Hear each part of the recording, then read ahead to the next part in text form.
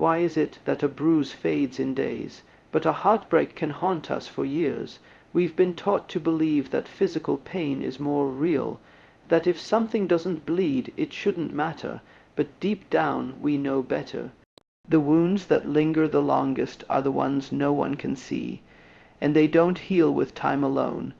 Imagine this: you break a bone, it hurts, but you're given a cast, attention, sympathy. People understand. They support you. Now imagine your trust is broken, or yourself. Worth shattered by betrayal, abandonment, or years of silent neglect.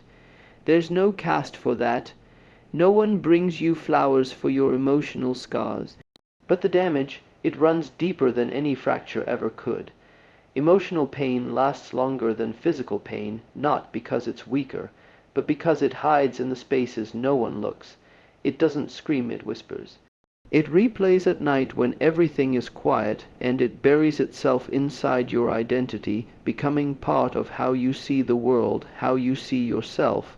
Neuroscience confirms this.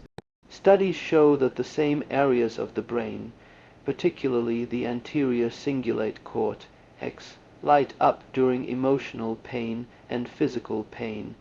Your brain doesn't differentiate heartbreak from a broken leg. But here's the twist. When you recall emotional pain, your brain reactivates it almost fully. Rejection, shame, grief, it's like pressing on a bruise that never fades. Meanwhile, try recalling a physical pain from years ago. You can remember the event, but you can't feel the pain anymore. That's the difference, and that's why it lingers. Because emotional wounds are stories, not sensations. They become beliefs. I'm not lovable. I'm always left. I'm not enough. These stories replay over and over until they shape the way we show up in the world, until they harden into walls around our hearts. The philosopher Friedrich Nietzsche once wrote, "To live is to suffer. To survive is to find some meaning in the suffering. Pain is inevitable, but meaning is a choice." Still, most of us aren't taught to sit with pain. We're taught to avoid it, distract, escape, numb, scroll endlessly, drink, shop, overwork, anything to avoid feeling, but pain that is avoided doesn't disappear. It waits, it hides behind smiles, perfectionism, and fake laughter, and then it leaks out, through anxiety, depression, emotional shutdowns, or even self-sabotage. Real healing requires a kind of courage our culture rarely celebrates. The courage to feel to stop running, to say, yes, this hurt me, and I will no longer pretend it didn't. Because every time you deny your pain, you deny your truth. Carl Jung spoke of the shadow, the parts of us we reject and repress.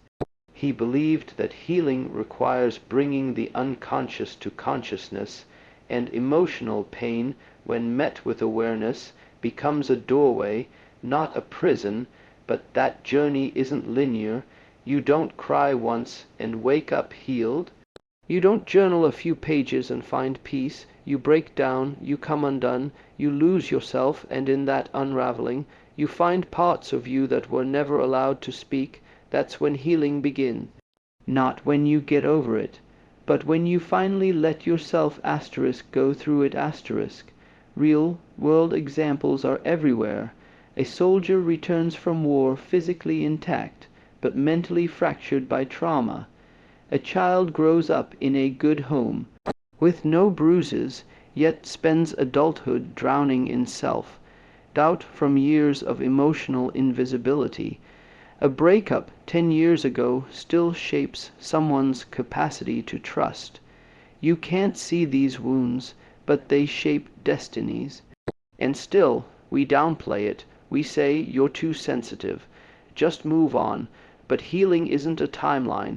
It's a reckoning, a remembering, a reclaiming. The truth is, you're not broken because it still hurts. You're human, and some things hurt because they mattered, because they changed you. But pain doesn't have to define you. It can refine you. It can teach you what you truly need, what boundaries you must set, what version of yourself you're ready to outgrow. Emotional pain is not weakness. It's wisdom wrapped in suffering. If you listen closely, it's trying to show you something, not about others, but about you, about where you stopped feeling safe to be you, and about where you can begin again. So the next time someone says it's all in your head, tell them yes, and that's exactly why it hurts so much.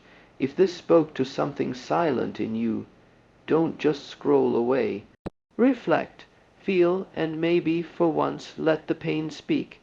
If you found meaning in this, take a moment to like the video, subscribe for more truths like this, and share in the comments. Asterisk asterisk, what's a pain you're still carrying that no one sees? Asterisk asterisk, let's give voice to what was never allowed to speak.